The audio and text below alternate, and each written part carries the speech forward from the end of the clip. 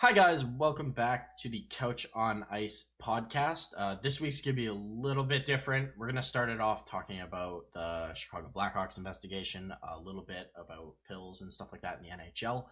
It's gonna be really heavy talk. We're not gonna have all the information on this Blackhawks investigation. There's so much to go over, but we're gonna try and talk about as much as we can. You're gonna hear the intro music after it because we're gonna get into our normal style of podcasting after. I just didn't want to combine the two. It's a really heavy subject and really, really tough to talk about, but it's hockey news, so we have to. So I'm going to kick it off right away with that. So if you haven't been paying attention, I don't know how you couldn't. It's everywhere in hockey news. The Chicago Blackhawks investigation has finalized, and Jenner and Block have discovered a lot of the rumors that came out were fairly true. To start off with everything, just as the Blackhawks organization, they have been fined $2 million by the NHL for inadequate procedures and mishandling is the exact, bylaw. To put that into preference, the New Jersey Devils were fined $3 million for Ilya Kovalchuk's bad contract. So maybe not enough, but whatever. They're fined. We'll get into that. I believe $1 million of it is getting donated back into the community for just this type Stuff. of hopefully getting rid of this type of things. That's fantastic. Which is good.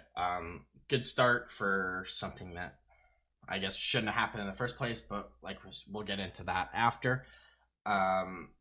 Moving forward, like I said, I don't have all the information on this, but I'm going to do my best to bring with what I got and I brought to this. According to the report, which was conducted by the law firm Jenner and Block, a contingent of the Blackhawks Senior Leadership Trust met on May 23rd, 2010 to discuss the accusation that Brad Aldridge had sexually assaulted a Blackhawks player, which we had found out was Kyle Beach. To put a little bit of backstory in with it, don't want to talk about the thing that happened because that seems just wrong to me to talk about the act that happened.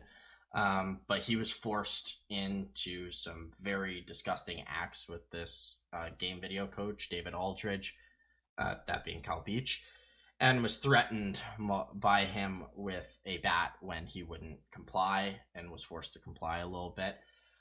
After the fact of that happening, he was a black ace for the Blackhawks during the playoffs. This happened against San Jose in the conference finals. They had a lot of players on the team were making fun of him, Kyle Beach, and saying stuff. Did you like that blowjob? Calling him the F word, the slur for homosexuals. And just stuff like that, which was really shitty to hear, especially from a team that everyone thinks back of before this moment. Everyone probably thought back of this as a great hockey moment.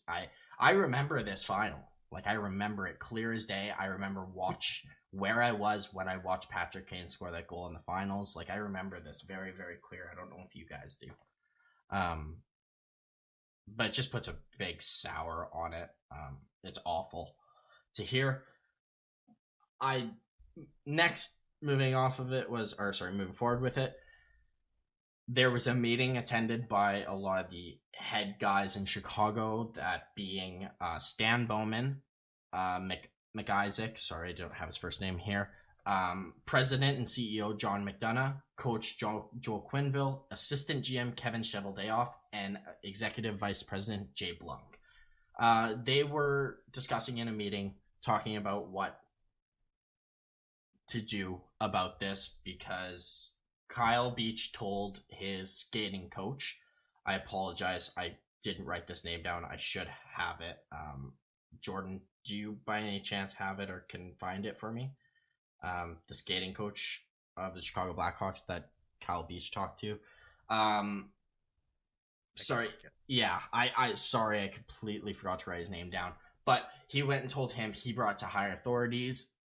Stan Bowman put in a statement that he told CEO and then President John McDonough about it and said he would handle it. He obviously did not. They also had a meeting, like I mentioned, talking about what to do and just trying to find, because I have different statements from Quenneville and Cheveldayoff after this. They met with the organization's human resources and outside counsel for the team, with Aldridge informed him about the allegations.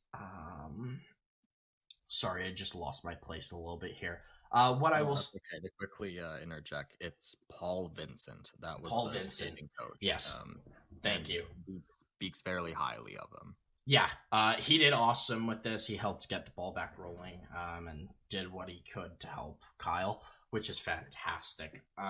During this meeting, I've been just trying to find it, and losing it. But during the meeting with Quenneville, Bowman, McIsaac, McDonough, Blanc, and Cheveldayoff, they were talking about whether they should bring it up. Joel Quenneville specifically said, the team does not need this, and sorry, it's just not here. He came. Yeah, do you want to just while I find this quick? What he was saying was just that winning the cup was more important. Yes. Than dealing with this. Yeah, at the very, very minimum, he wanted to put it off until after the playoffs, which is still shitty. But yeah, I have it right here. Sorry. That they were talking about it and what they should do, and Quenneville was made aware of the allegations against Aldridge, and his response was that the team had worked too hard to get this far in the postseason, and they could not handle this right now. Additionally, the report states that the Blackhawks director of human resources at the time revealed that McDonough, then president and CEO of the Chicago Blackhawks, told her that the group that had met on May 23rd concluded they would not alert human resources or outside legal counsel so as to not disturb team chemistry. So let's just dive in and talk about this really quick for a second. That is super, super messed up. The fact that they valued winning a Stanley Cup over, or even the chance of winning. Like, they still could have done all this and still won, for all we know. Like, we don't really know what could have happened. Well, even the fact that after the playoffs, like, nothing happened. Yeah. I know specifically Jonathan Toews said that he didn't hear about it until training camp the next year. Which is 9 years ago you learned about it instead of what, like 10? Yeah.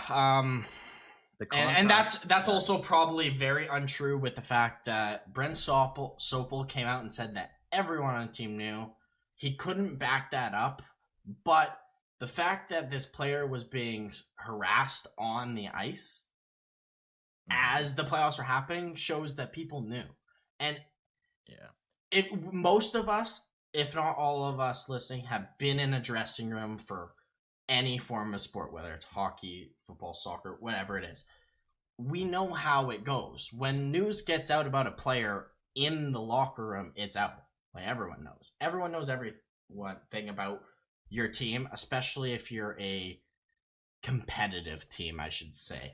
Well, and another thing, too, is the captain runs the room, right? Yes. Like, there's no way that Toews wouldn't have known, because a great example of the contrast of the type of captain, Zdeno Chara, when he was a rookie, I don't know if you know or if other people know, but he was bullied horribly bad.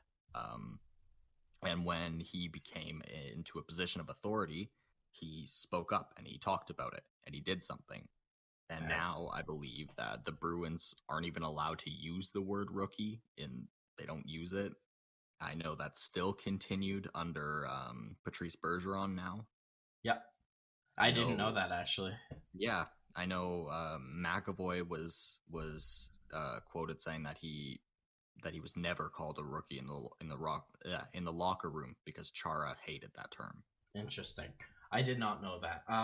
But yeah, that's a prime example of the leader just leading his room. There's a reason why they wear a C. They know not necessarily everything, but everything goes through them for the most part within the players. It's just baffling that this happened and that the players egged him on with it and harassed him about it. And later in the career leading on with it on ice, when they had moved on, a former Blackhawk was playing against him and chased him down the ice screaming, "Did you like that blowjob, didn't you?" Which is just this whole thing, like, I don't That's just mind-blowing. It's Like, mind-blowing. Like, That- holy shit. And the fact that nobody else would be hearing about this and not talk about it's baffling. Yeah, like, I don't understand how, like, at least they didn't suspend him or something, or just tell him back until the end of the playoffs and then deal with it at least. Like, at the very least. Exactly. Yeah, Like, exactly. and just to shove it minimum under the you could rug do forever. would have been just do that, and they didn't even do that. No, and this whole thing has just been whole shit my show. God. These next two things I'm about to say, these are statements from Joel Quenneville and Kevin Cheveldayoff from July of this past summer. So before the investigation obviously was finalized. And I want you to listen to exactly what they say very clearly. So starting off with Joel Quenneville, July 13th, 2021, Quenneville said, "The allegations in this lawsuit are clearly serious. I first learned of these allegations through the media earlier this summer." Well, based on what I literally just said about 3 minutes ago, he was in attendance to this big meeting discussing what they should do with it. He clearly didn't find out this past summer. He's known for 10 plus, however long ago it was. I guess it was like 12 years ago almost. Like, so right there, that's your first lie that you hear. Which is why it's very hard for us to believe anything anyone else is starting to say. But, so that's what Quenneville said. Moving on to what Cheveldayoff had said. On July 22nd, 2021, Cheveldayoff said, "I had no knowledge of any allegations involving Mr. Aldridge until asked if I was aware of anything just prior to the conclusion of his employment with the Chicago Blackhawks." Now, that's just a lot of words kind of mixed together that don't sound right. So I'm going to read it one more time. So, he's basically saying that, like, I didn't know until he got let go? Yes. Which means you did know back then. Because he got let go right after the Cup final. Yeah, right after they won. So he's known for, again, as well. An ultimatum. He was literally said that if you don't resign, there will be an official investigation opened. He resigned, they buried it. I have that actually right here that I'm about to bring up.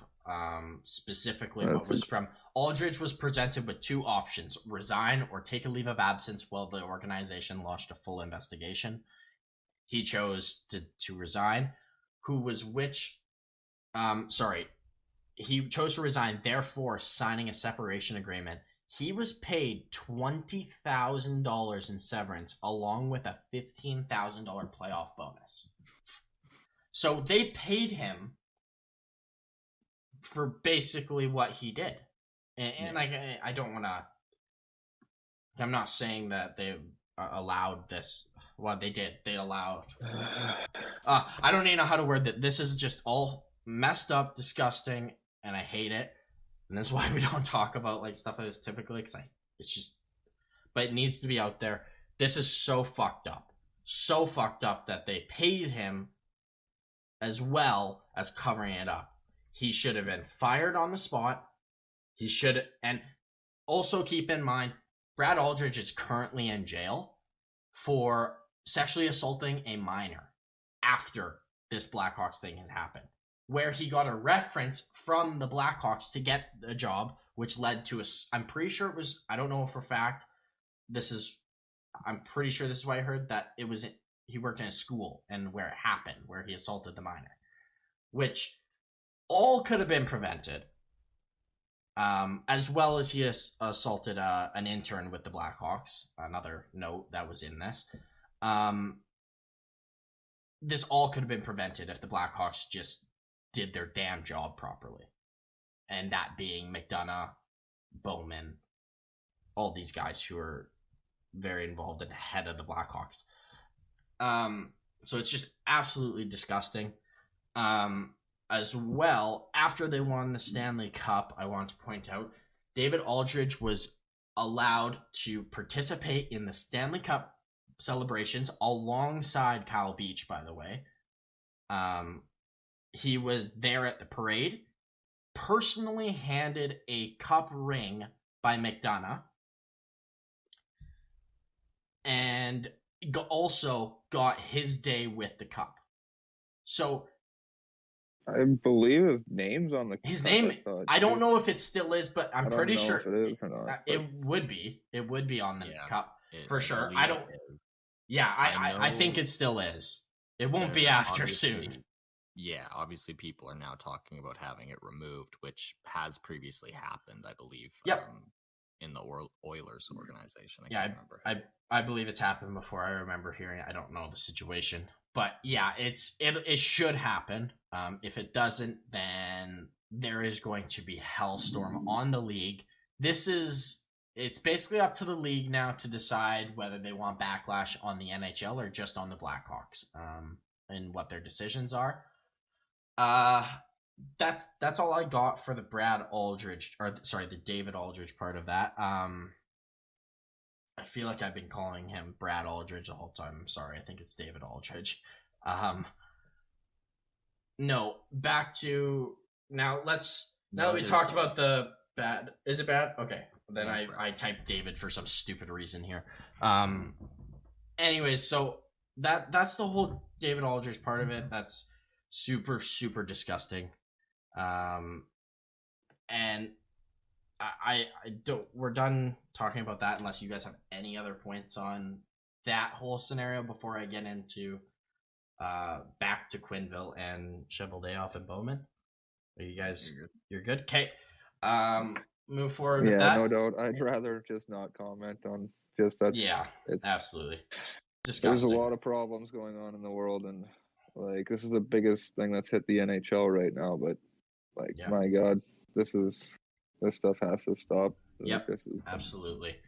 Now, Bowman and anyone who is a part of the 2010 Blackhawks, I don't remember what positions. I think is anyone who was a part of the team in 2010, pretty much that was aware of this and have authority, have all been let go.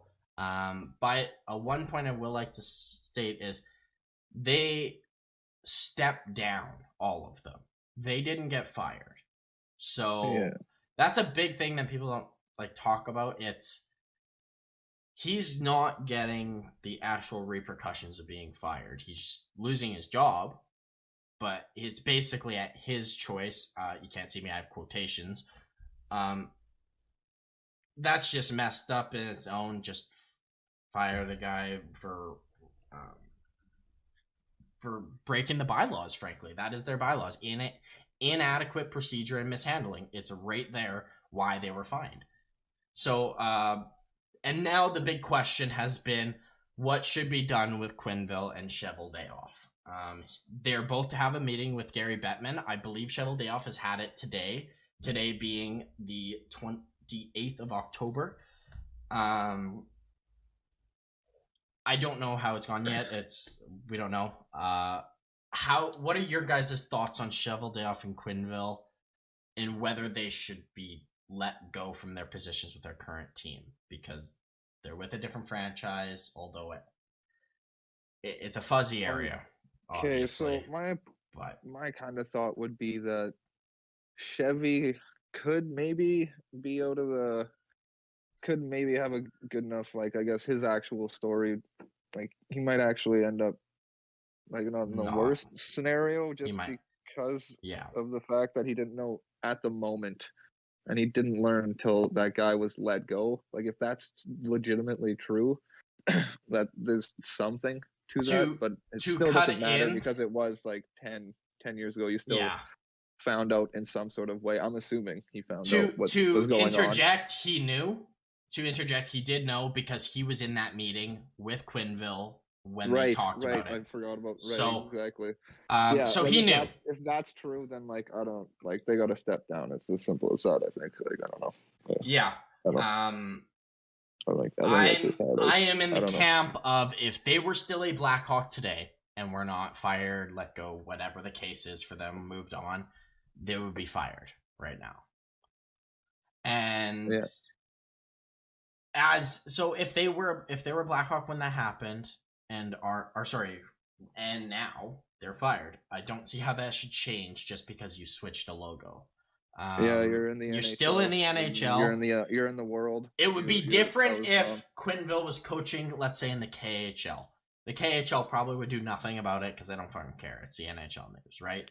Not saying they don't care about sexual assault. I'm just saying NHL news has dealt with the NHL stuff, right? Like in a sense, as the NHL, like you can't have coaches and GMs who are literally day in day out with these players.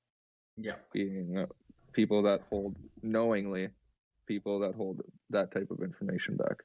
Yeah, and are paid millions and millions of dollars to do. Yeah, that's the worst reputation. So like, if I was Gary, I'd be both of them would be walk away. Yep, and that's, I imagine, what will happen. Jordan, are you on the same boat with Chase and I presume? Yeah. Do you have your own? Do you have any other notes to add? Yeah, I would like to see their respective teams do their own interview and investigation. Yeah, then they can decide, because I can also understand being on their side and not wanting to fire them. For sure. I'm pretty sure it's gonna be Bettman who's doing that, and like they are having a meeting. He's just gonna decide, basically. Yeah, they're gonna have a talk. They're gonna talk about the events that have been found in it by Jenner and Block, and because it's I believe it's 106-page document just to start of information, which is absolutely crazy. A person I want to shout out right away, Rick Westhead, for his reporting and investigating on just making sure this happened, was fantastic. He didn't let it die, because we thought when we heard this news, like I remember the three of us talked about this around when it happened, and we discussed whether we wanted to talk about it. We said no, because we don't have the information, we don't want to speculate, and two, they're probably going to sweep it under the rug and we'll have no information anyways. We were wrong, which is a good thing, because this stuff needs to stop being swept under the rug. This is pathetic. This is terrible. I'm incredibly happy we were wrong. Yeah, terrible thing. Yeah, for once. Sorry, just one thing I wanted to say too. It's important to give a credit to both Nick Boynton and Brent Sopel. The two of them helped Beach bring this story forward and like validate his allegations. Yes. And most importantly, they supported him when nobody else in their organization would. So yeah, absolutely. Hats off to them. In this shitty story, there's at least two people that were good. Yep, did the right thing. Are we systematically? I just want to say that, like, man, like, we got to realize that this has definitely been happening for a long time. These types of things have been going on everywhere. This boiled into something because, correct me if I'm wrong, this Aldridge was gay, I believe, and it was, like, I mean, at least bisexual. Exactly. Hey, so I heard things that it was just a struggle for people like him, and that they would already commit suicide before he even got to where he was, and this sort of stuff. So like, just the shadow and the look that we have on people and their decisions the way they live is it can create this sort of stuff as well. Yeah. So like, everybody, we are all to blame for this. Like, we're creating these types of situations in a sense by the way a large percentage of people feel towards a certain type of people or this and that. Not to like defend him in any way, shape, or form. No. But just Like, we got to really understand that this is the magnitude of these things is more than just this guy being a dick, He's sick. And this guy not saying something and this guy not doing something or whatever. Hey, like, oh yeah, well he's so sick. Like, and I don't mean that. Everybody's like Chase definitely said, to blame, but yeah. And like Chase said, I'm not giving this guy any not disvaluing what he did. Like, what he did was awful and like completely the worst horrible, horrific. One of the worst things in the world you can ever do. He's so sick, and as I don't wish ill will on anyone, but after hearing what all went down with just this, and the part that upsets me the most is what happened after, because it was so avoidable. Yeah, it's just disgusting choices by, frankly, disgusting people for making that decision. I don't think I'm out of the line saying that. No, I think the biggest thing to note is just a precedent needs to be set with these type of things, right? Yes. In this situation and in lots of situations, he did it once and he got away with it. So what is the likelihood that he does it again because he thinks, oh, there's a good chance I'm going to get away with it again? Yeah. And he did. And he did. Exactly. Multiple times. And that multiple times after. The first time something like that happens, it needs to be shut down 100%, and absolutely. People need to realize there are more than just consequences for that. Yep, absolutely. It is a validation of human rights, most importantly. Absolutely. Or an invalidation, sorry. I'm about to close this subject up. Do you guys have any final words about this Blackhawks investigation? Move on. Yeah, okay. No, let's do that. The last thing I will say about this, Kyle, we're all here feel like that this is awful. We're so sorry this had to happen to you. So proud that you came out and put your story and put your name out there. Like, this was such a hard thing for him to do. So I want to give him props and stick taps for that, because that is so impressive for him. This has probably carried him for so long and damaged him so much. I'm just glad the truth is finally out and he can finally get peace with it in a way, with closure at least. And coming forward with things like this helps those that are suffering in silence that may be in similar situations. Yes, absolutely. It shows that there is a possibility of getting out or getting help. Absolutely. Which is huge. Needs to be known. For sure. So thank you, Kyle. Wish you best in future, and hope this absolutely hope this closure is enough. Moving on to our next tough topic, a little less I shouldn't say less lighter, this isn't at all, but some more rough news around Colin Wilson came out the other day and said he recently suffered with some substance abuse during their playoff run. Sorry, it was their cup run, Chase, right? That you read? Yeah, during their cup run. Yeah, around that time, those years, I guess. Yeah, I'm hearing he took Ambien and cocaine and stuff like that for that. I don't. This we just found this out this morning, so there isn't a lot of backstory on it. We'll probably do a little bit more on it for next week's just to get some more. He did write in the Players Tribune that he is 2.5 years sober now, which is great. Congrats. Which is awesome. But he came out and felt like he had a need to say something, because he was a close friend of Jimmy Hayes, who recently passed away. Jimmy Hayes, 31 or 32-year-old, I can't remember the exact age, but former NHL player, AHL player. He passed away, and his family came out and said that there was fentanyl and cocaine in his system, and that he's been struggling with this for a long time, that his dad had tried to help him with this, and they had all been working on trying to get him clean, and he was trying to get rid of this addiction, but unfortunately, very unfortunately, he passed away from it. And this kind of brings to light what we talked about a few weeks ago with Robin Lehner kind of going on, dropping Twitter bombs, which were great because probably needed, because this stuff's starting to come out, and him talking about teams distributing pills to their players, whether it's Ambien or I can't remember the other one. And not being doctors that are giving it. And not being and not being medically prescribed to those players. Yeah. So this is just the tip of the iceberg in finding news on this stuff. Two different sides of evil basically in these two stories, but this also needs to stop, and we need to help these people, because the amount of players that when they're done playing, exactly. Like he said, he was like, that could have been me. That could have been me. Exactly. We don't want to see this happen again.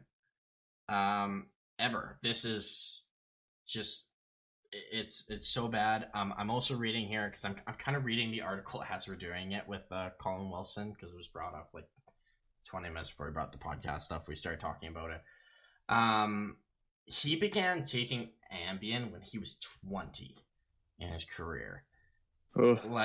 And then at 22, I'm just gonna skim through a little bit on his timeline. 22, he turned to marijuana to help him with for calmness and normalcy, and then he turned to alcohol and Xanax, which gave him the dopamine rush he wasn't getting naturally.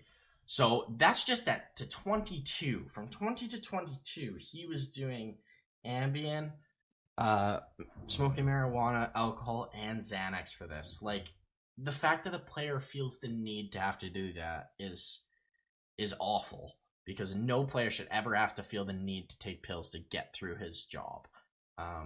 Which is what he's doing. Right. Because everything after that is just to balance what that one started. Exactly. Make you lose. Yeah, for sure. And then his drug dependencies in issues rapidly escalated to involving harder substances like cocaine. And that was by the age of 28. He was using it every few weeks, he says. Which, this is news we had heard years ago too, in the I just lost my train of thought. A couple of years ago this had happened with Mike Richards. Sorry, the name slipped, but with the cocaine thing, we've heard this story, but we kind of just heard it and stepped away from it. They didn't investigate too much. It didn't seem, at least it wasn't an open investigation. I don't know what happened. It was just something that came off the top of my head now. Yeah, this just brings up the fact that what is all not being said? What's all just kind of taken under the wing of the NHL or under the teams or under the certain management groups? What are all these things we're just not saying? Or it's not exactly not saying, but just making it public to their organization, to the league, and making it something that this is an issue, we should deal with it. Whether this is all done behind doors or not, it'd just be nice for the public to know that geez, they know about, say, Colin Wilson's situation, and they helped him rehab or something that. We just don't talk about it. We don't bring it up. We don't do this stuff for the respect of the player or something like that. Maybe that's happening, but we all don't know, because we don't hear about it till now, sort of thing, 10 years later when everything's all peachy or something like that. But and it's great, with all the stuff that's, frankly, this year has just been, seemed like a door open this year. That's never even been unlocked, which is nice, where people are actually bringing attention to these issues. To start this Blackhawks investigation, sorry to go back to it, it's incredible work by the reporters and the legal team that worked on it and came out with results. What happened in it was awful, but getting the results for it and solving it, huge. We need the same thing on these issues and these addiction issues. You shouldn't have to rely on anything to get you through a day, ever. Yeah, exactly. We got to clearly relieve the pressure on these guys. Make it a little bit easier for Like their life transactions after so people hockey can play is it, more like, this important is- than the cup. Like clearly 82 games is probably not the best idea for these guys to make to like make these rosters bigger or something or a way so then you can just simply filter guys through or something like that, because this is clearly like just so much for these guys. Like, yeah, they're getting paid lots, but they're paying even more to make sure that they're just at the peak of their ability, whether it's gonna harm them, whether it doesn't matter at that point because they're addicted to it or something, you know. Yeah. And they're gonna keep doing this because it's working at the moment or something, or at least I can sleep, or at least I can awake enough for this game. Yeah. You know, Yeah. like yeah. Exactly. It's just sucks, man, but it's awful. Terrible. And just the final thing I got on this Colin Wilson is Colin Wilson reached his breaking point in 2018. He recalled waking up with a cocktail of alcohol, cocaine, and sleeping pills in his system. Hungover and unable to see straight, Wilson walked to the Colorado Avalanche facility and was ready to come clean to head coach Jared Bednar, which happened at the end of the season. That night was the last time Wilson used any substances. So that's great. And that's just something I wanted to bring up because this is why you should never be ashamed to ask for help when you're dealing with an issue like this. People that care will always do what they can to try and help you, and nobody's gonna sit there and judge you for what you've done. They want to help people that care, and it's so important that you do try and get help before something like what happened to Jimmy Hayes happens and it's too late. Yeah, this whole Kyle Beach thing, man, like just nobody cared. Like you said, like I just felt like I was nothing. Like just nobody cared that whole time. All these guys knew about this and they were just like, yeah, we'll just wait 10 years. Yep, and that's why we need to stop the image of like hockey, that's a technically sports. success story, you know? Like he went Yeah. to his head coach and they Yeah. did the things and they got him going again, you know? So Yeah. like, but it just sucks that it took that long, like for Absolutely. him to kind of get out. Like as a group, we're all okay with this happening. Like in the NHL locker rooms and stuff, they know these guys are doing this stuff. Like you can tell if old Colin Wilson probably, hey bud, you should probably slow down on this stuff, or you should. It seems like you do a little. You take this to the next level or something like that. Like, you know, we got to be able to eye each other a little bit better and kind of help each other out. Like, hey man, I think we're going a little overboard or something like that, because it's hard for yourself to realize clearly, because it takes quite a while for you to be like, man, like this is wow. What am I doing, you know? Yeah, and then absolutely. you finally build the courage to tell somebody, and that's what really triggers the switch around, because for sure. But to start off, let's just not be giving players drugs that aren't prescribed by a doctor. For start, that's a great start, because like we keep hearing, these NHL players are getting hooked on pills that their team is giving them.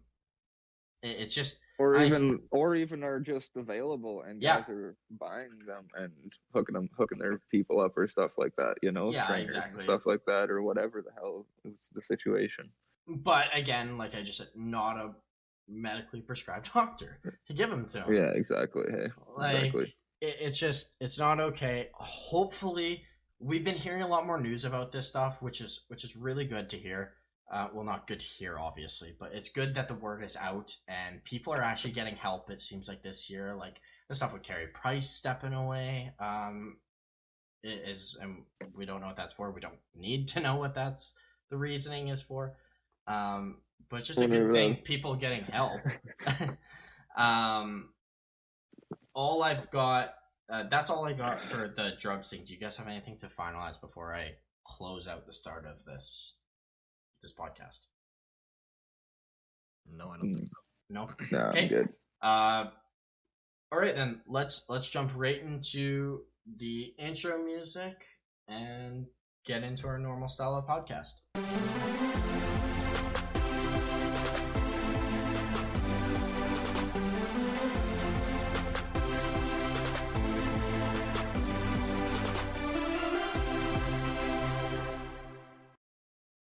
All right, guys. Welcome to episode number 43, I believe, of the podcast. We just finished a segment earlier you heard. Now let's get into some fun hockey news, something that we can actually enjoy talking about. Let's kick it off right away with some of the games that happened this week. I'll throw it to you, Chase. You can kick her off. What game? Or actually, I didn't even introduce you boys. How about let's start with that before the games? I'll throw it to Chase. How's it going this week? What were you up to this week, Chase? Watching puck and stuff, not too much. What about yourself?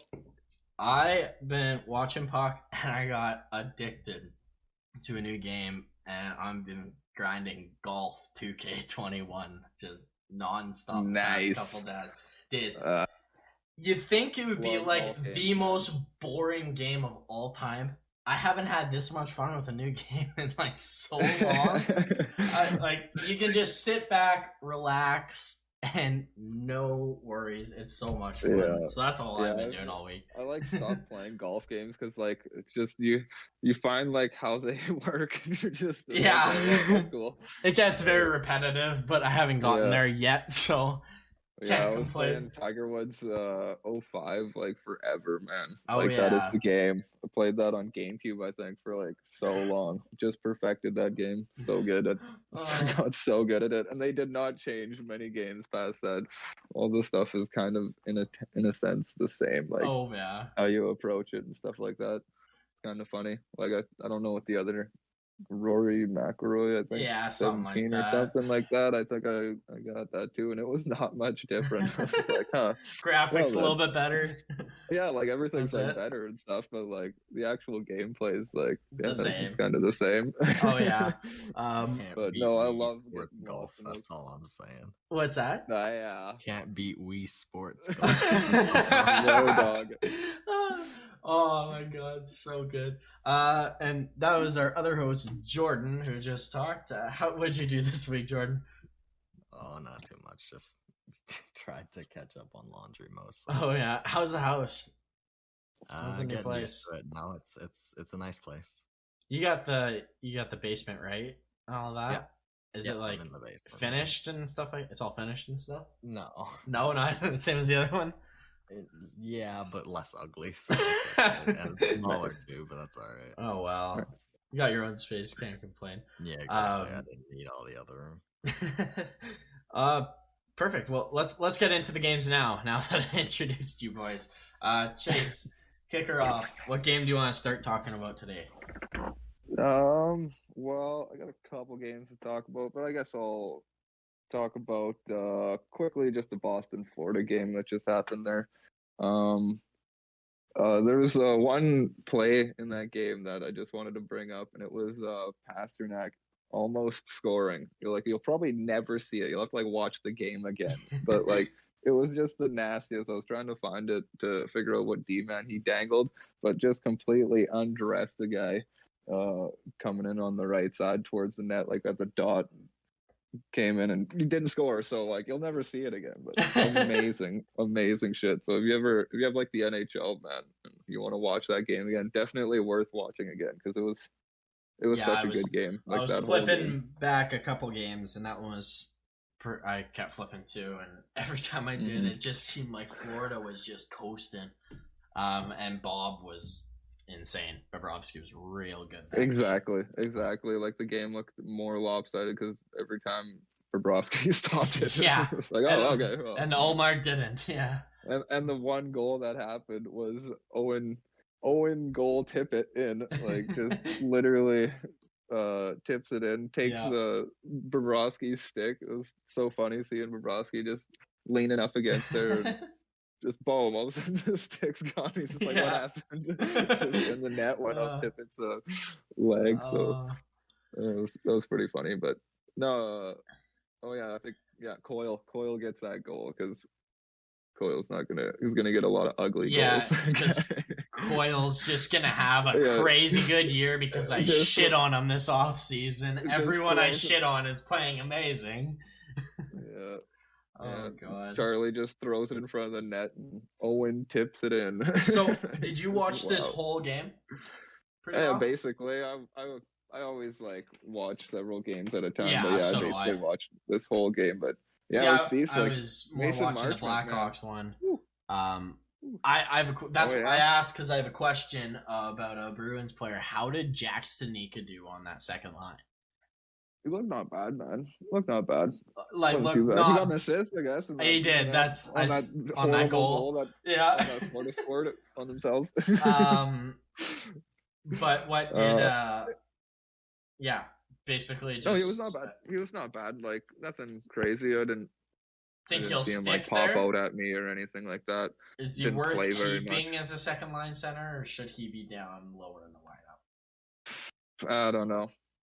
I don't think. Based on I what don't you know. see. I don't think he's like fully Ready. I don't think he's fully ready. I feel like the second half might be a better time of the Right. season if he progresses decently. Like I don't know. I'm just not sold with him yet. Yeah, Like, fair enough. he And looks nobody he looks is. all right, but Nobody it's better, is. I think it's better to put him there and leave him there in a sense. Like it's really not that bad idea just because you have the depth in your third and fourth line.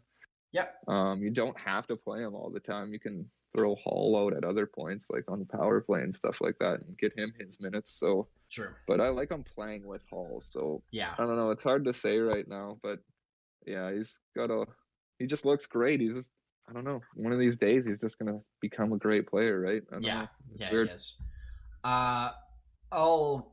Do you have anything else for this game, or can I? No, that was basically it. Yeah. Okay, I'll jump in with a Battle of the Basement game that I watched yesterday, and mainly watched because of all the off-ice stuff that's going on. But I watched the Toronto and Chicago game a lot yesterday. I paid really close attention to that.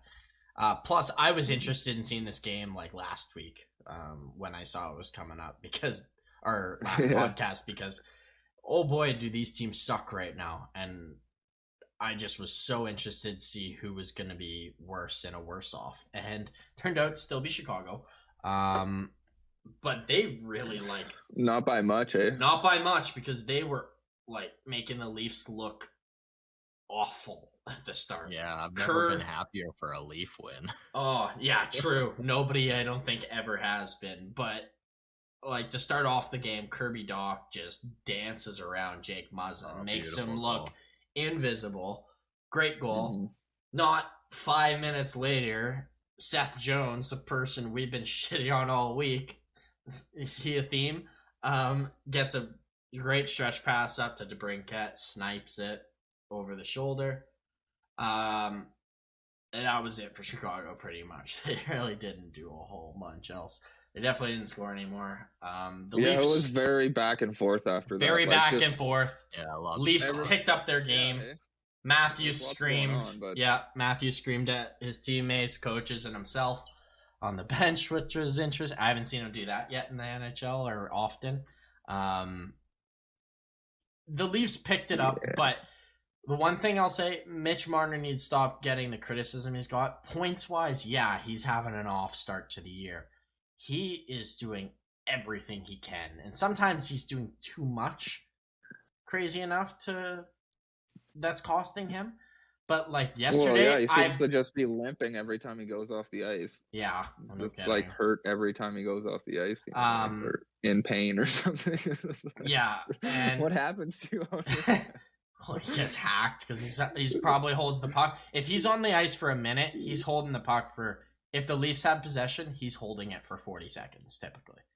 30 to 40 seconds. Like, he always holds the puck, which is as detriment. He tried hard last night. He made a really good pass to Tavares, but it was pretty generic pass to the slot. Great backhand by Tavares.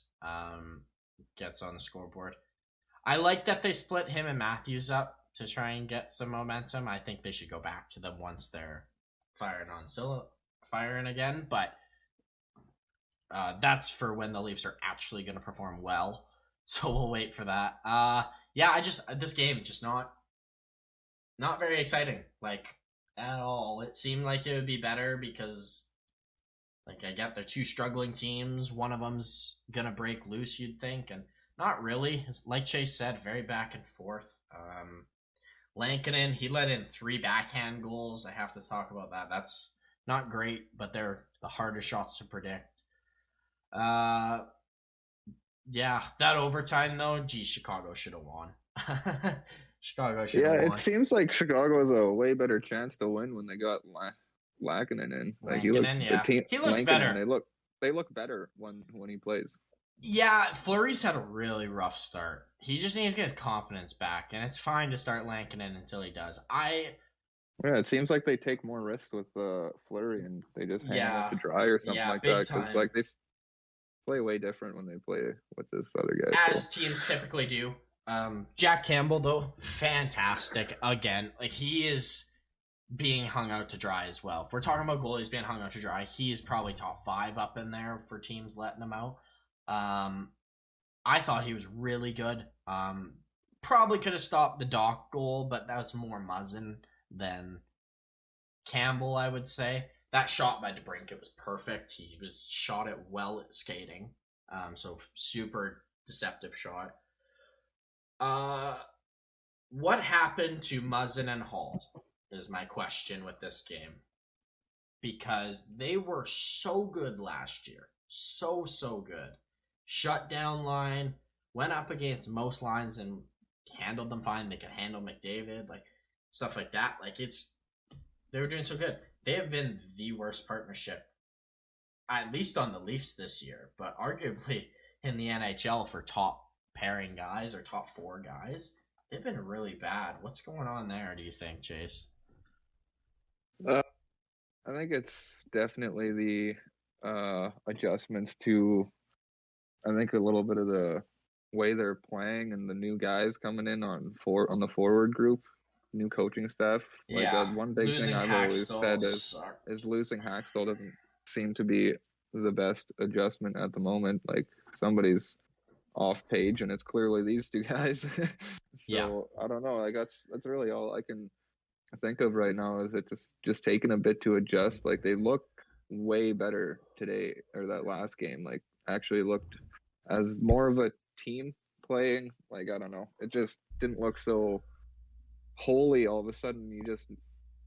I don't know what it is with the Leafs, man. They just they're in their heads. Points, yeah, like they are the most. Yeah, like, they're just the most mentally weak team I've ever seen in the NHL. Mm-hmm. Like Buffalo's more mentally strong than them, which says a lot. Like it seems like they literally thrive off of Matthews, Marner, or they do. Nylander dancing around and making something exciting out of nothing. Like what do you? That's how they play.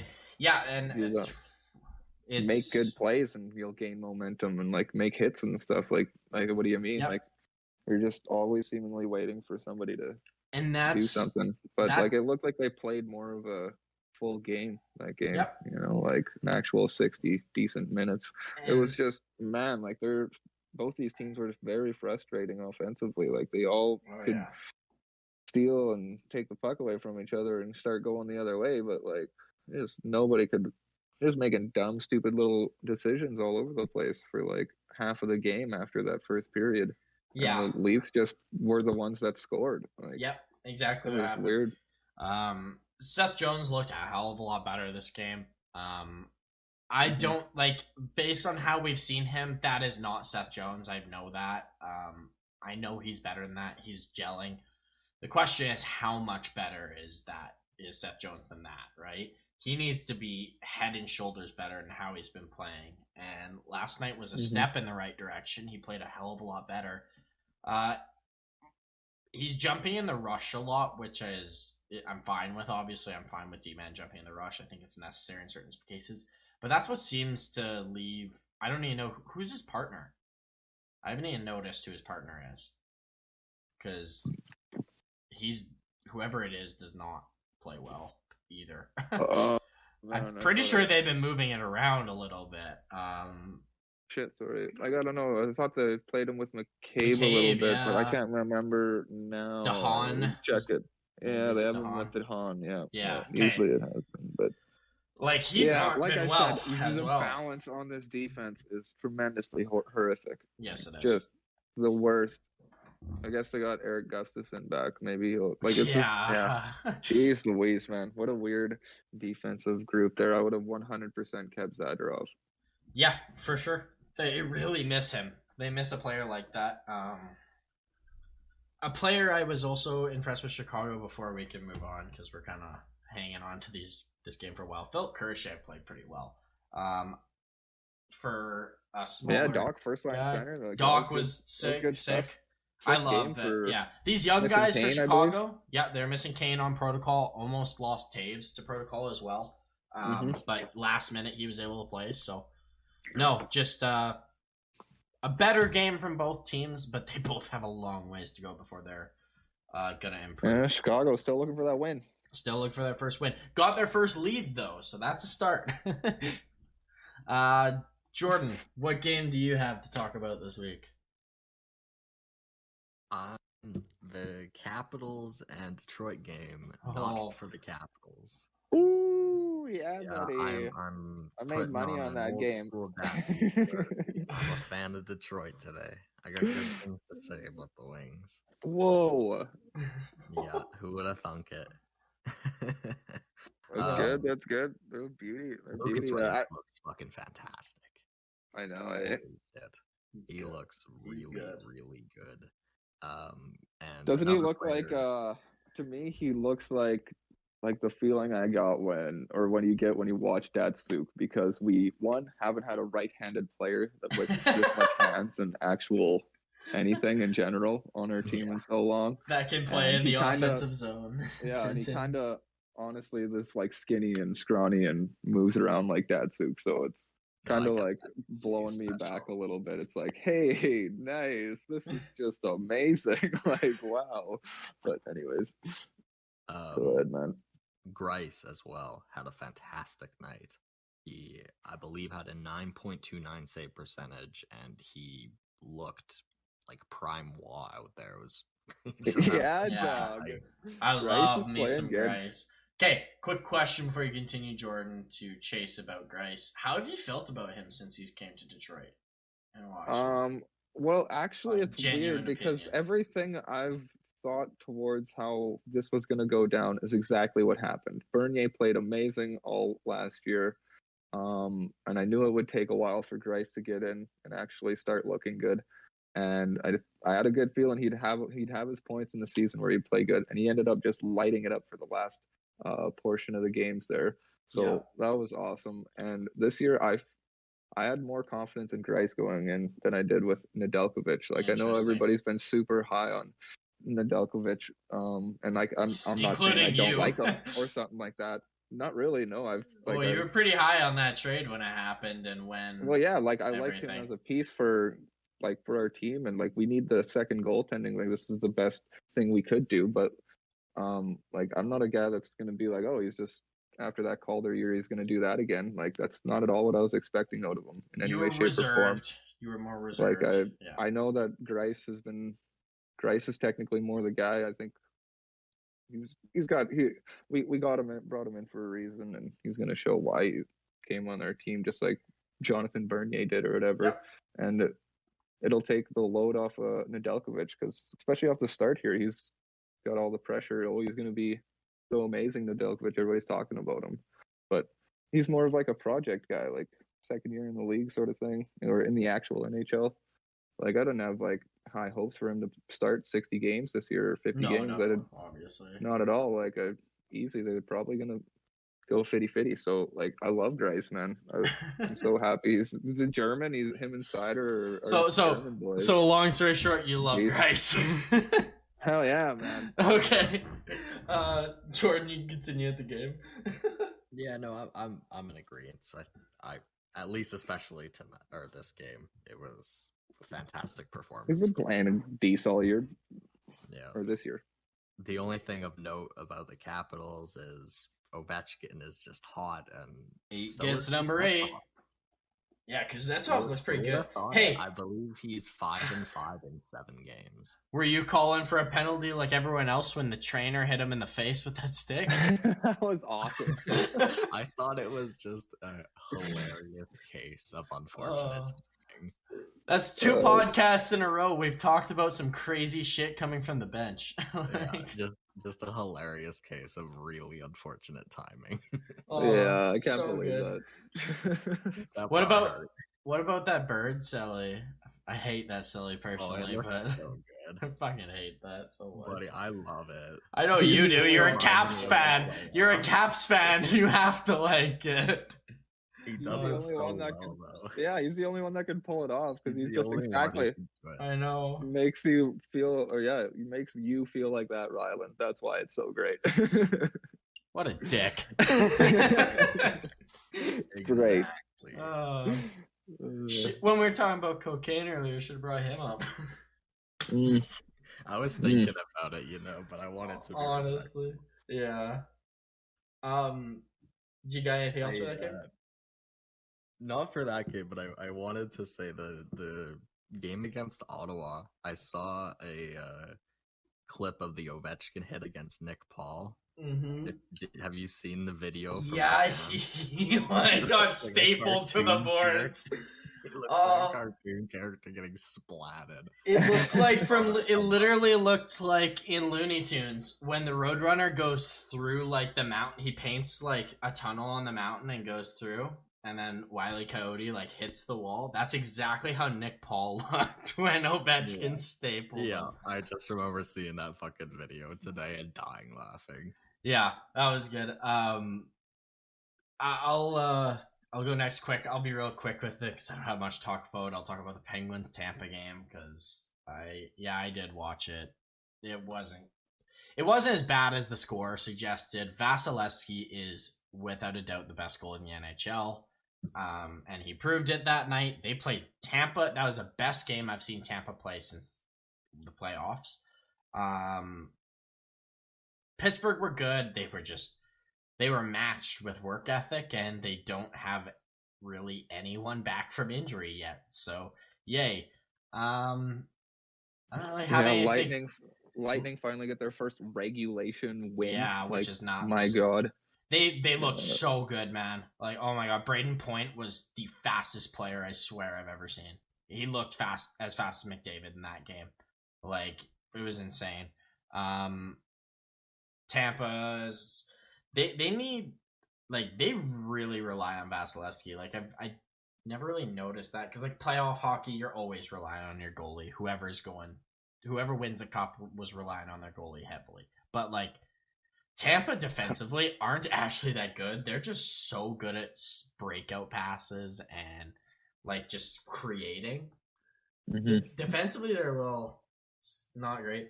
Sergachev, last point about Tampa. Sergachev, I'm liking what I said about him breaking out and being elite because he's playing with Hedman right now, which, I mean, that helps. But, like, oh my God, is Sergachev good?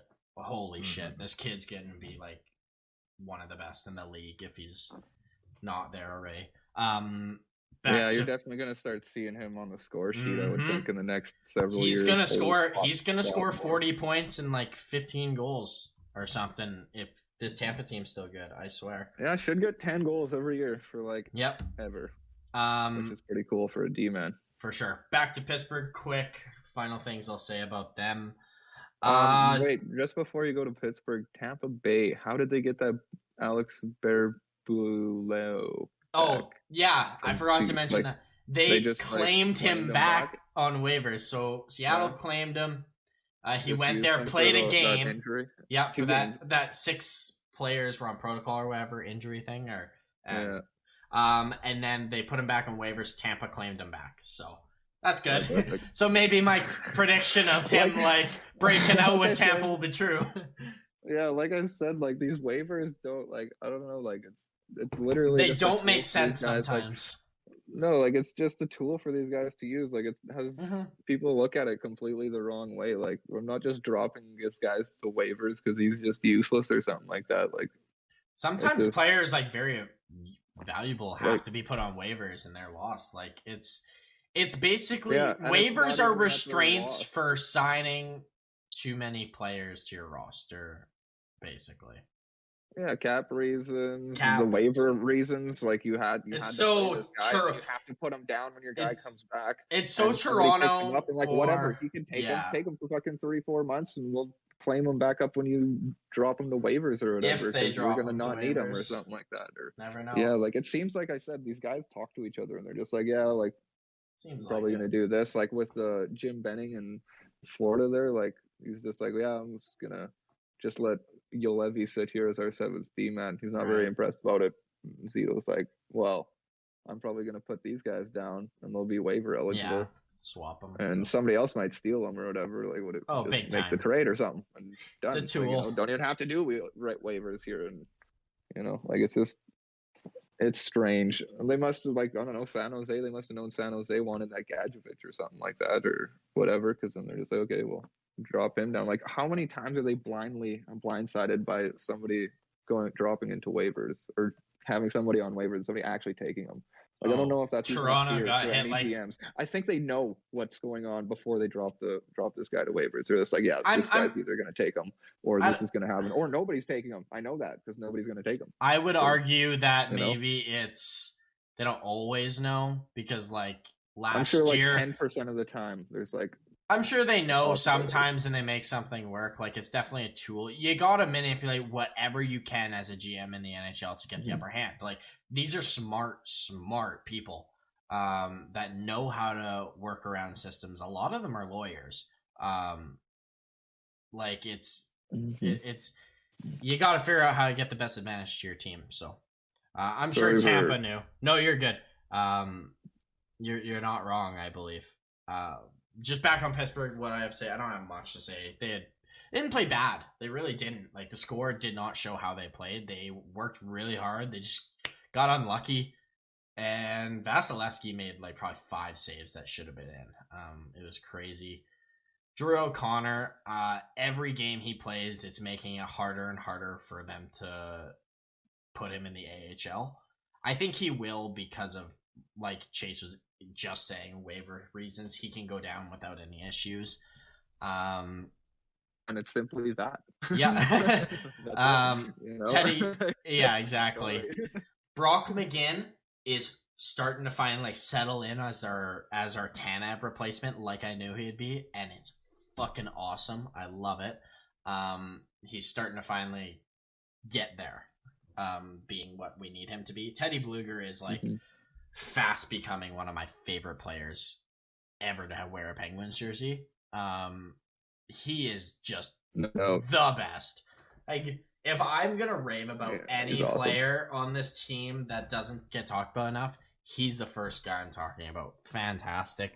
And then the last guy, I'm pretty sure I've been talking about him a lot, but that's for a very good reason. John Marino is awesome. I love having John Marino so much. He's right-handed, which is my first favorite thing about him.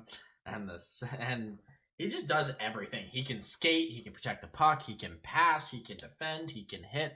He is everything, and I love it. So that's all I got on Pittsburgh. Shitty result. Played all right. Can't wait for Crosby to be back, which won't be tonight, sadly.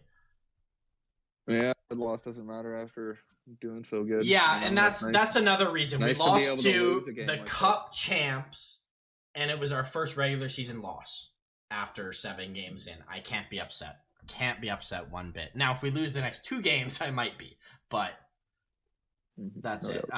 Jordan, do you got one more game that you want to talk about before we just move on? Just random. No, I mean, I think we covered most of the games, didn't we? Most of them. There's still a couple, unless Chase has any itching team you want to talk about. Seattle. Yeah, I want to bring up Seattle again because I love Seattle. Kind of watching them absolutely destroy the Canadians. New team. Oh yeah, man, exactly. Habs. That was good. I enjoyed that. That was beauty. I loved it. I loved every second of it. It was so good. Yeah, Everly just starting it. Finally, we talked about him last week too, and he finally scored. Going, hey? Yeah. Grubauer looked good. Oh yeah, and that's something. Yeah. Sorry to continue. You can continue with the game after. One thing I'll say about Philip Grubauer, I can't remember what player came out and said it, but they're like, this guy is the best, and he has been instrumental in helping their defense play good. He's talking to them like every time they're in their zone. Like, he is the voice, which is what you should be as the goalie in many sports. You need a goalie who tells you what's happening in front, behind you. So he has been awesome in that, and I know people will look at his record and maybe like some of his stats and be like, oh, this guy was a Vezina winner.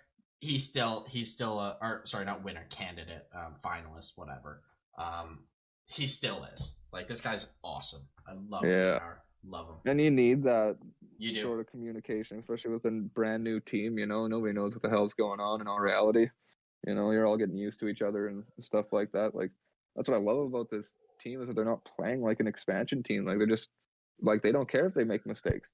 They're taking risks. They play a lot more. They're like playing the hockey. Flyers do than I would think. Than like the Islanders that I kind of thought that they would play more like. They play way more like a high flying offense or something like that. Like, not scared to make mistakes. Let the goalie bail you out. If that's they're very confident in their defense and goaltending. Very confident, which is awesome. Yeah, and with like groovy yapping, like that's what you need, man. Especially with these defense, because like. And no, it's funny. It takes a bit for guys like this. It's the hardest part of the game. Is like this one thing that people just try to find as GMs is like deep pairings and stuff like this. Like, it's so key, balance on defense and like being able to put certain guys out and trusting your defense in certain times and that sort of stuff. Like, it's a huge piece of the game, even though it's basically a very simple position. It's just you gotta do it right, you know. Yep. Like, we're seeing that with like what you were saying about Marino. Like, he's just doing it right this year, and it looks fantastic. You know, Vince Dunn is that guy for Seattle. Vince Dunn right now has looked so good, and everyone was like, because Tarasenko is playing really good right now, and there's a reason I'm bringing Tarasenko into this. They had the chance to take him, and people are like, "Oh, how stupid are you, Seattle? You should have taken Tarasenko. He needs scoring help." They got Vince Dunn. He is so much better for this team in the long run. Like, so much better. They got another potentially 8 years of top 4 D-man in Vince Dunn. If you can get him under contract. How many scoring defensemen are there? Right? Yep. Hey. Sorry, Chase. What were you saying? No, I was just saying, like, how many scoring D-men are there? Tell me how many. Not a lot. Give me a good list of like amazing D-men getting so many points all the time. And exactly, it doesn't happen as well. There's the couple guys that are like elite, but they're like the best of the best, and that's the Cale McCarrs. You've got your one guy Adam on Fox. each team probably or something like that get your mad points, but like. He can be one of those guys. You know? Yeah, like he will be one of those guys. He will be the scorer on this decor for sure, which is awesome. He looks real good. Now I understand why he wanted out of St. Louis, and they really hate they traded him because they need left-hand top 4 D-man right now. Yeah, I'm sure that hurt. That hurts. I'm sure he figured. I bet he wishes he would have gave some stuff up for. I don't know. It's hard to say. Yeah, St. Louis did it right. Standing there and letting him take Dunn. Like, now their forward group is just massively intense, and they could maybe even trade one of those guys out and get a D-man for a cup run or something like that. Yeah, for sure. Because they got lots going on. But one thing I want to say about this game is like Yanni's first goal. Like, Yanni a beauty for his first. Hey, like, just waits Allen out. Yeah, that was nice. And clearly you just have to be Tanev. Be Tanev. Tanev is like, I told you guys, like, I've been saying this for Jordan knows for sure. Like, I was saying this last year. Like, this fucking Tanev is awesome. Like, he's so good. And nobody talks about him. Everyone's like, oh, he's got a terrible contract. No, he doesn't. He is perfect. He is your perfect third liner. Yeah, that on was a Stanley Cup to winning give team. him a Darren Helm contract. Yep. Like, that's when you give a guy Darren Helm contract. That is not when he's that 30, is a 32, perfect, you know? Like, that's a great name to throw in there. Like when Darren Helm was at his best. That is Tanev. Just a winger instead of a center. It's only and Tanev is much more than Helm because he's got the size and he's got the complete. Like, he's been playing like this for how long now? Like, man, exactly. This is pretty great.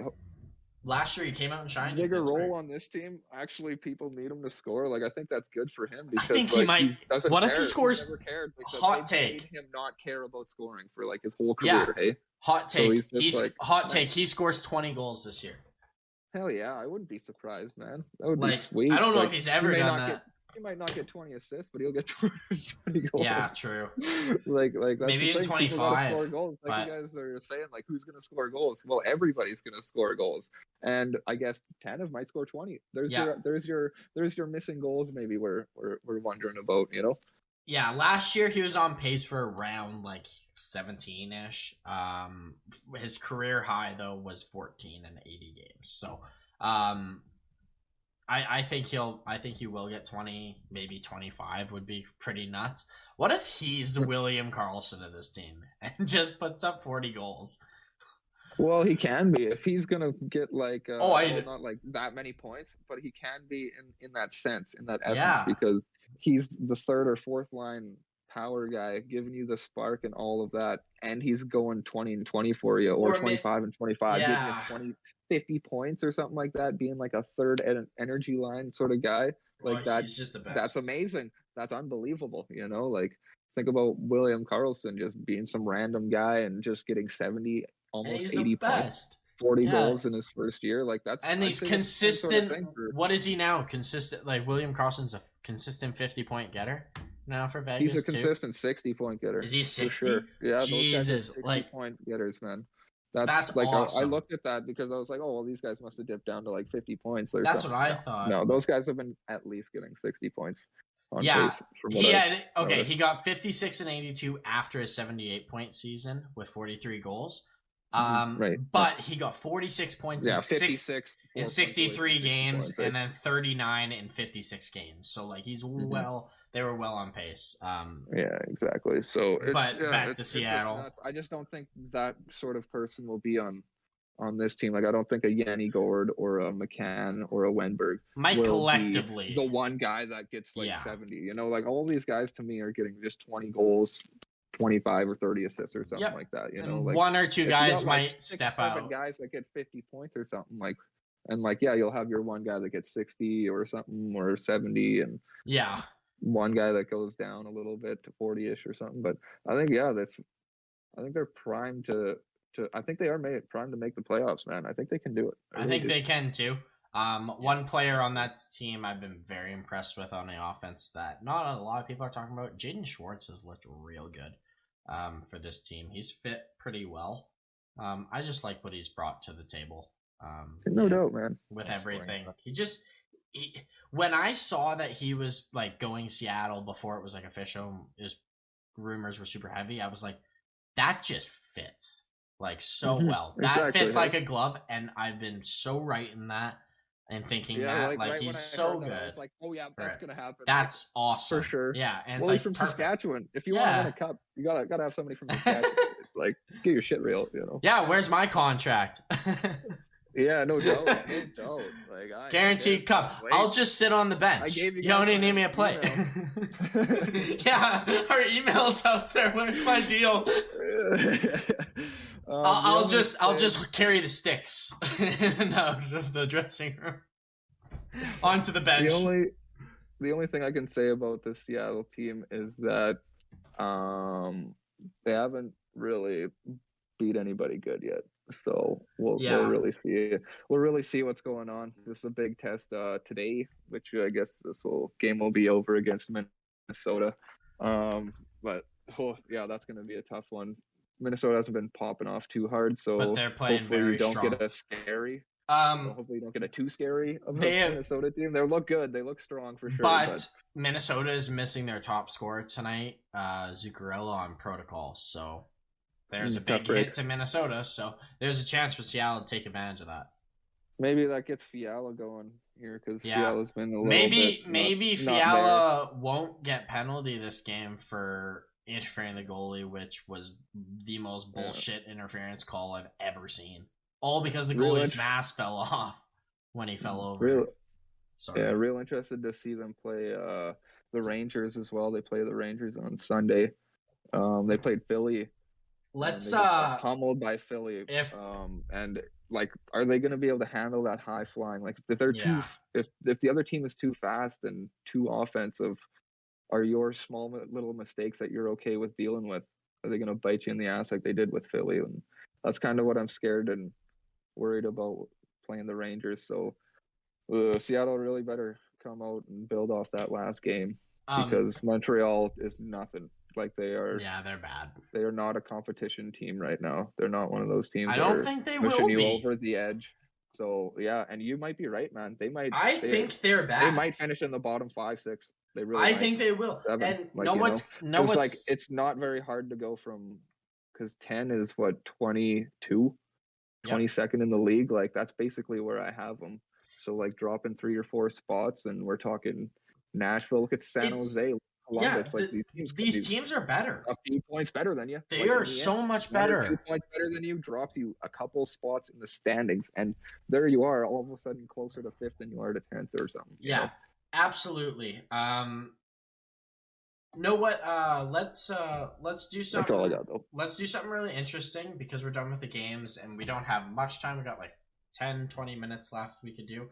I'm gonna go through every team quick. And just based on the games played and what you've thought of them, if you can think of anything to say, just give like your, let's say 20-second take on how the team's doing. Well, or 10, the old 10 seconds. 10 seconds a person. 10 seconds a person. We'll each. I'll list the team. Spare change. Okay. Here we go. With some sense. Okay. We'll do it in the same order every time. So let's go. Chase, Jordan. I'll finish. Deal. Sure. Okay. All right. So we're gonna go through all the divisions in order. So let's go Anaheim. Chase. Really want McTavish to play all year because that just was so fun off the start of the year. Absolutely. Jordan. It was so fun. Jordan. I want to see more from Trevor Zegras. Yeah, for sure.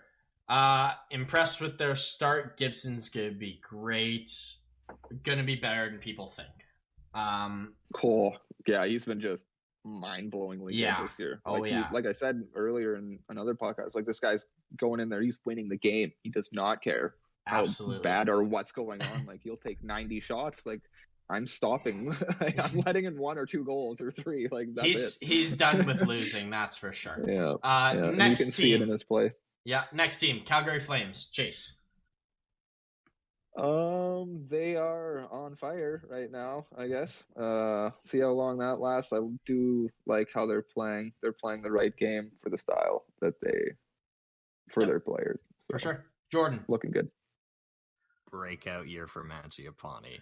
Yeah, for sure. I'm liking that. Doubt. I'm pretty sure I got him in fantasy too, so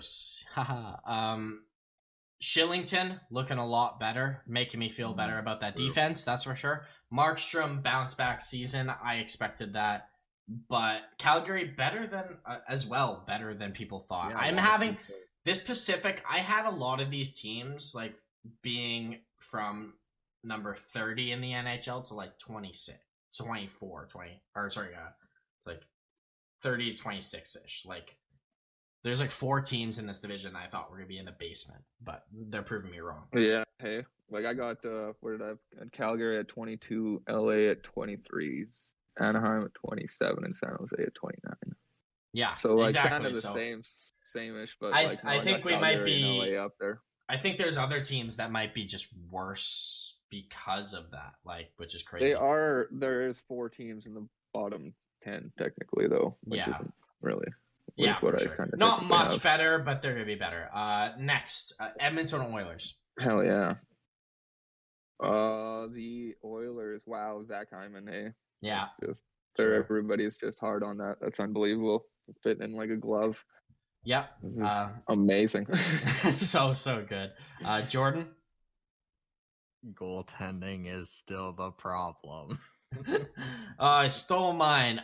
Cup contender for me if they get Korpisalo or something at the deadline, which we'll get into later because he needs to be dealt. LA. Chase. Yeah,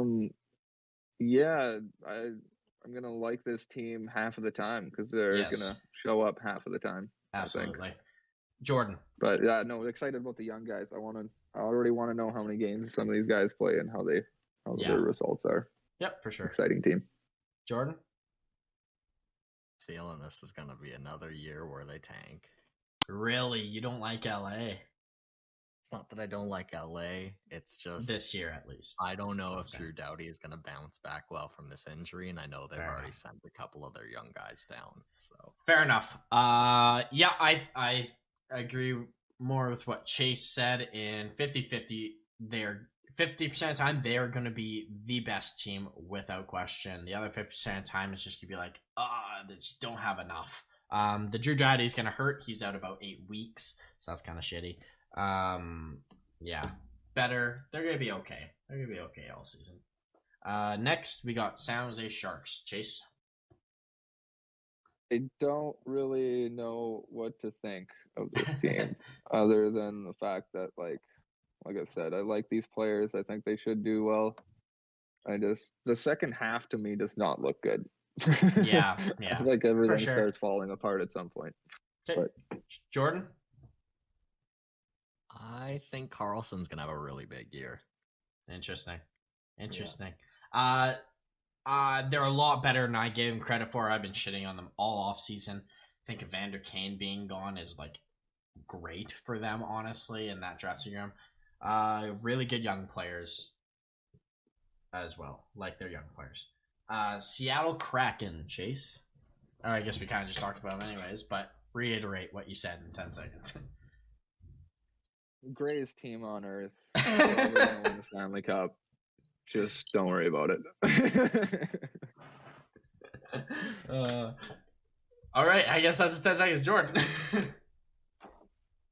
Very deep team, and I like that they run 4 lines. Yeah, absolutely. Tanev, Dunn, and Grubauer are the heart and soul of this team, and I love it. Hopefully makes playoffs as well. I'll say as well. Vancouver Canucks, Chase. Everybody else needs to play a little bit better because all I see is Connor Garland. And the guy that's hitting people or making anything really seemingly happen, like greatly impacting the game. So yeah, like I like how the team's been doing, but yeah, just everybody needs to step up a little bit. I agree. Other than Demko. Jordan. I can't believe Jim Benning did it.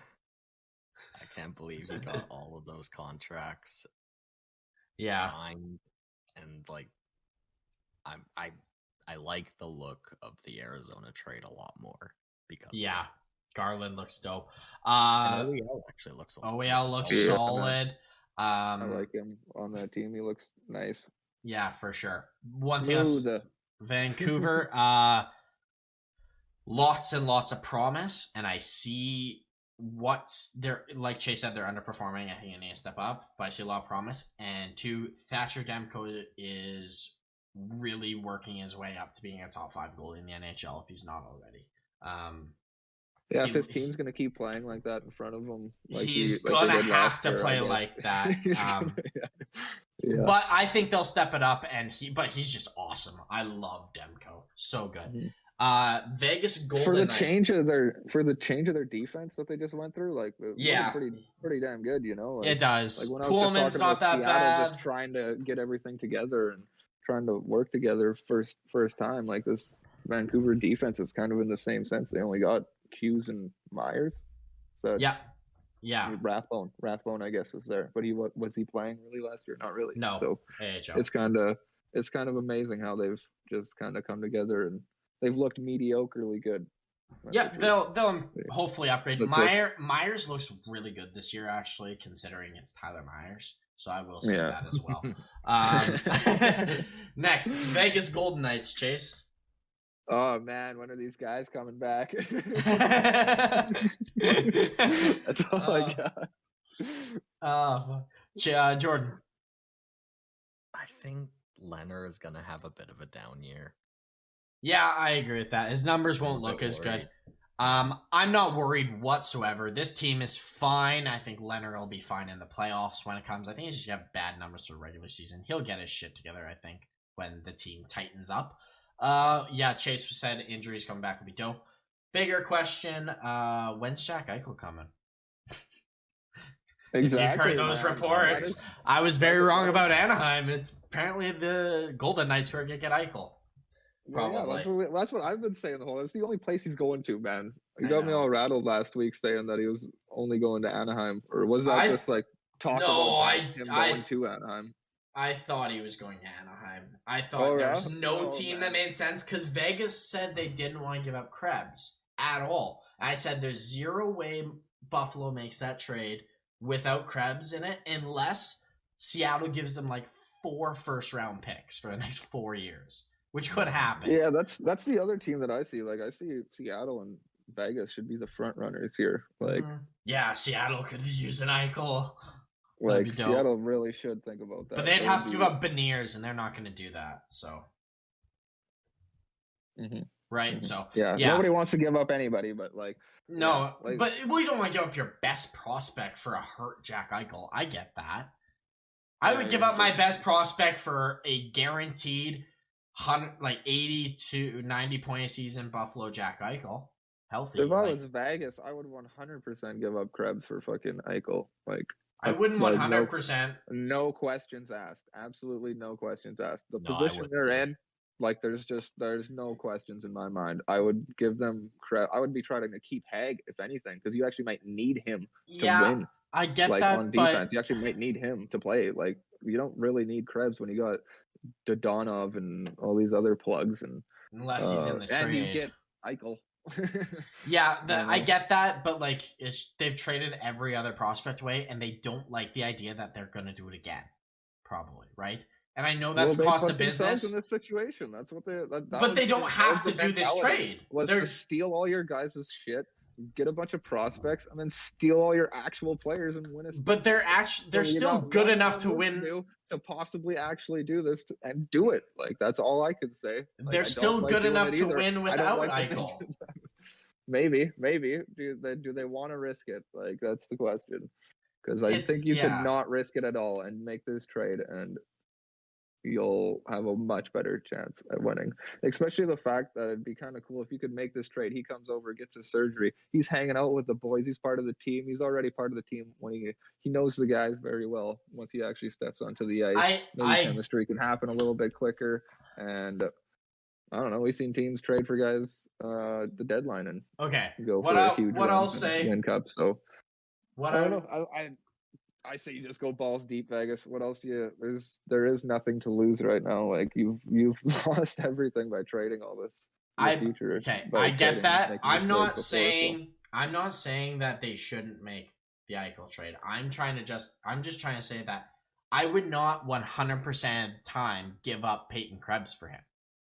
Like, I think you guys are undervaluing how good this fucking kid is. Like, you guys are saying 100% of the time. Eichel. Okay, yeah, I understand that. Eichel's not Eichel right now. Eichel is not Eichel yet. His neck is hurt. Like, this is a huge ass surgery. I get, like, I'm so pro what surgery he wants, and I think it'll work. There's a huge chance it doesn't. Right? There's like no huge I would not. There's a very slim chance. Of course, there is a chance it doesn't happen. It's never been. We've not seen it on the NHL. I think it will be fine, but there's very big risk at it. This is $10 million for an owner. Big risk, right? I would not give up Krebs 100% of the time. That's all I'm trying to get at. That's maybe not. It would be high. Like, probably 80% of the time I would. But I don't think you can justify 100% of the time you give Krebs up for nothing, because you got to look at him with more eyes than that, I think.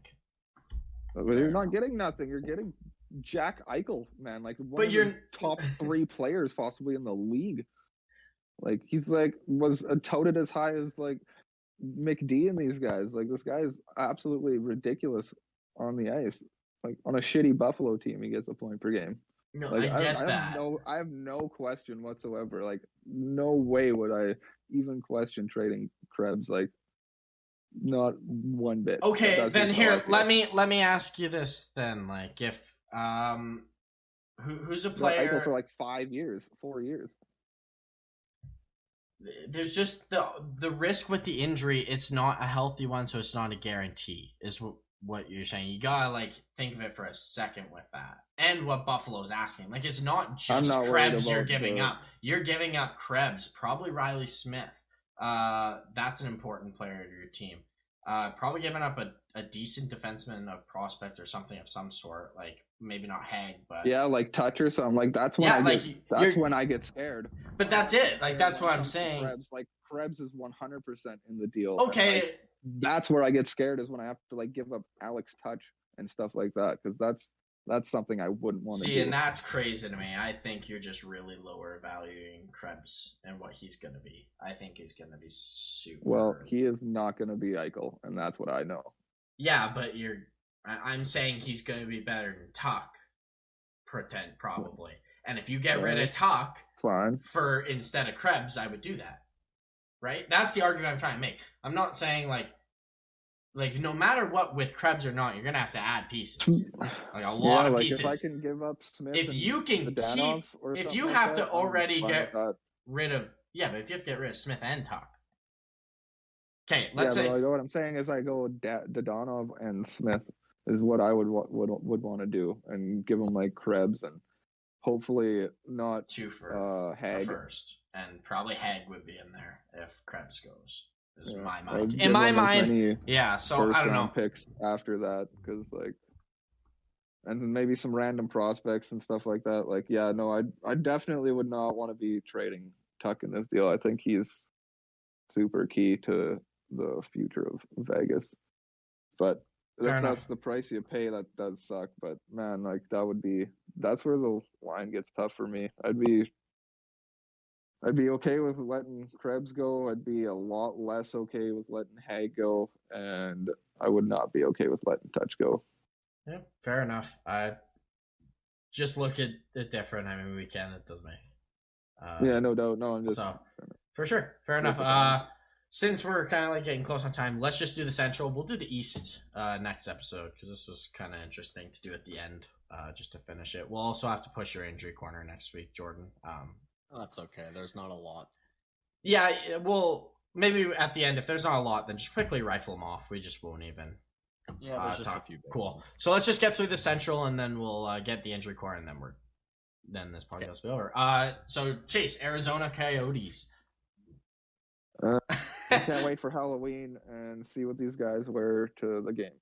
Love it, Jordan. They're doing the rebuild right, so. Yeah, so far they did the easiest part right. So far. You might get Shane Wright. That's it. That would be sweet. By the way, that would be actually like awesome if they got Shane Wright. Yay! That's a big yay. Changing their standings from 31 to 32. Yeah, so am I. Okay, Chicago Blackhawks. Chase. Yeah, clearly bad juju all year, boys. Good luck and have fun with that stuff. Jordan. I don't think anybody's cheered for Chicago this year, so. Yeah, the only one I'm rooting for on Chicago right now is three players: Marc-Andre Fleury, Kirby Dach, and Philip Kurashev, just because I love them all so much. Yeah, other than that, I don't care. I hope you like 9 years of Seth Jones or whatever it is, 8 years. No, well, technically 9, including this year. 9. Yeah. No, let's move on to a real franchise, Colorado Avalanche. Chase? Yeah. I'm just waiting for these lower guys like Burakovsky and Comfer stepped up. But yeah, really looking for these lower guys to really Burakovsky's been all right. Themselves. Yeah, he's been all right, but I think he'll be a little bit. He'll more. be fine. He'll be fine. He'll do it. But yeah, no, I'm just saying like for sure. Waiting for some of these lower guys to kind of step up a little bit more. Yep, Jordan. Cale Makar looks better than ever. Oh yeah, unsurprisingly, he's just getting better every year. Yeah, absolutely. Two things. Kemper looks pretty good. There's been a couple of times like he's just made certain saves. It's like, wow, how did you save that? That's crazy. But they really need some help from their bottom six. They've really struggled with that. They need to somehow fix that if they can, or hopefully it gets fixed. Next, the Dallas Stars, Chase. Classic Stars, just don't look good. Not worth watching. Kind of worth watching. Probably going to make the playoffs. Yep. Weird. Fair enough. Jordan. Probably nobody healthy. Probably nobody healthy on the team right now. Who knows? Well, Sagan should be. He took a year off, but well, we'll see. Yeah, for now. Season, I had a broken leg that whole start of the season. Yeah, of course he did. Yeah. Jordan. Great goaltending options. Yeah, Holtby's look good. Hudobin's good. Bishop's good. Ottinger's good. This is the most boring team in the NHL to watch right now. But they'll probably make playoffs. Next, Minnesota Wild, Chase. It's a wild road. Hey, like they look great, but I don't know. It's kind of strange. I need a little bit. It's the same Wild. It's the same Wild all the time. Same team as last year. Well, it's the same team as last year, frankly. Yeah, exactly. That's what I got. Sorry, I kind of jumped in before Jordan. No, like it's the same sort of crap. Like they look good and they don't stand out. Like I don't know what it is with this team, but they'll find their way. They'll win lots of games, and I don't know. They'll be good. Strange. Jordan. Extremely well balanced. Yeah.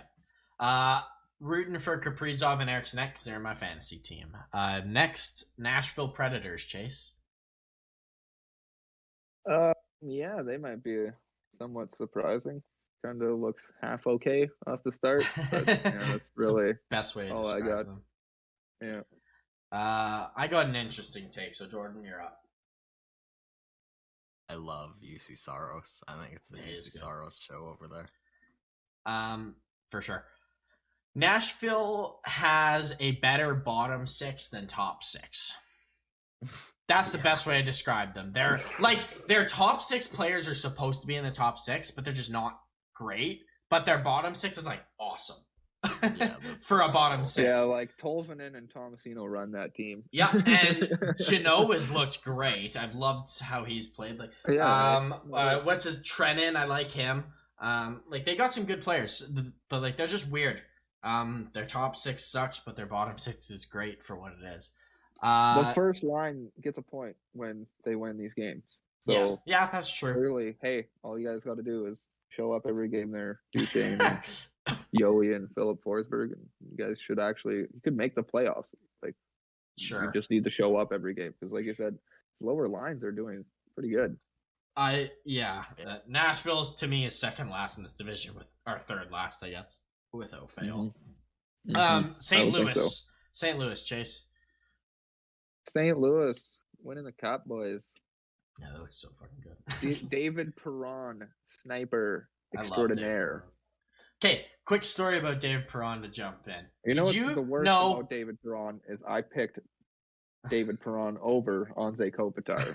Kind of biting that a little bit just because Kobe looks so goddamn good, but might be pretty sweet with this sniper Perron here. Yeah, David Perron, cool story about him. He went from house league to the NHL in 3 years.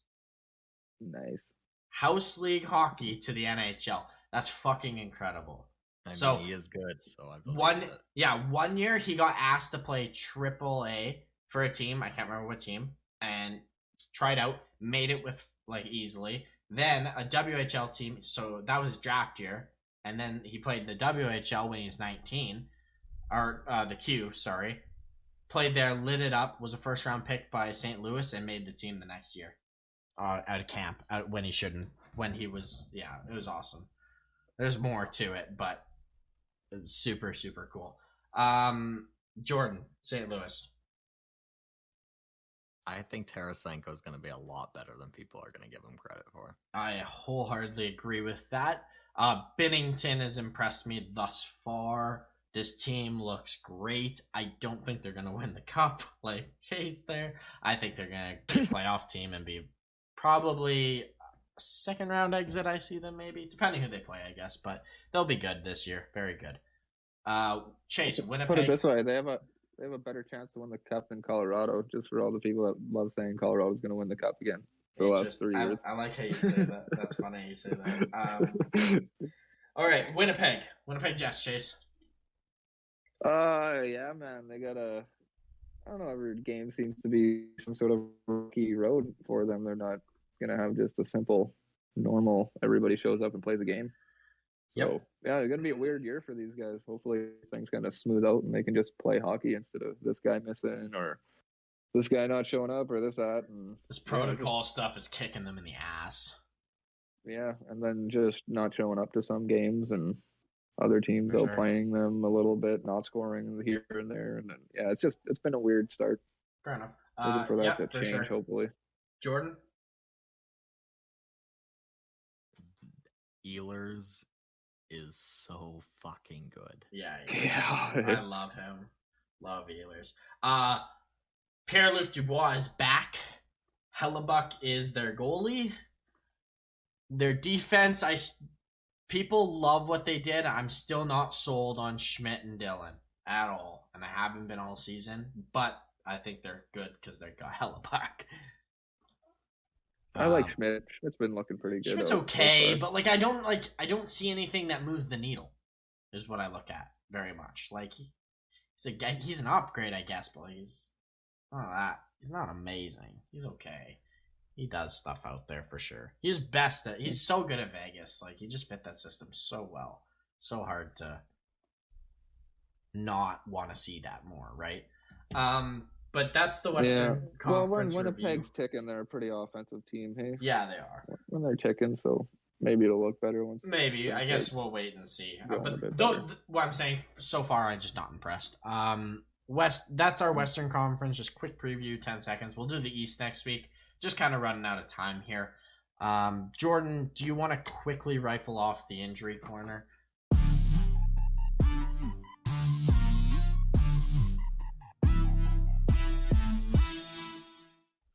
All right, so to start out with, we've got news on Nikita Kucherov. He's going to be out at least 8 to 10 weeks after successful surgery. So, good news and bad news. Carter Hutton will miss 2 to 4 weeks with a lower body injury. So there goes Arizona's backup. It's probably a good thing. Worst news for Arizona. Connor Timmins has been ruled out 8 to 12 weeks after eating a monster hit from Radko Gudas. That's how long. I saw the hit. Yeah. That sucks. That really sucks. He looked good. Yeah. That was a brutal hit, and he ate all of it. And that sucks. Unfortunately, 8 to 12 weeks. Drew Doughty update. He will miss at least 7 weeks with a tibial plateau fracture, which is essentially just a knee joint fracture. Yeah, they suck. Another really long injury for LA. Sean Walker. He's out for the entire season. No. His ACL and his MCL. No, that sucks. Yeah, so they're hoping he'll be back mid-September 2022. Wow, that sucks. Yeah. That's awful. Ryan O'Reilly's on COVID protocol, so he'll be out at least until November 7th. Okay. This one just came out, so there's not a ton of news on it. Mason Appleton has a lower body injury. He is reported to be missing some time, so I'm going to guess at least a week. Yeah, that's unfortunate. He's played decent so far. I liked his game. See ya. Shane Pinto will miss a few weeks with an upper body injury, likely about 3. Yep. Matt Murray will miss at least a week with a neck injury. Snake bitten goalie. Yeah. And lastly, Timothy Jimothy, the Osh Babe, is out what was quoted to be week to week with a lower body injury following that Detroit game. RIP. Yeah, sad news. No Timothy Jimothy. Yeah. Anyways, that's all we got for this. That's all your corner. Yeah. Cool. That's it for this week's episode of the podcast. Again, with the start of it, I'm gonna preference this again. We didn't get all the info and stuff because we just wanted to get the info out as important as possible. There's still also more coming out. We probably won't do a lot more discussions on that. But next week, we'll talk a little bit more about the East. We'll do that 10-second thing again. We might have some trade history coming up pretty soon, too, from Chase. He's been working on some really interesting stuff. But that's it for this week's episode. Catch us on Tuesday for next week's episode. And follow us on our Instagram, Twitter at The Catch on Ice, and YouTube. Anyways, see you guys next week. Bye.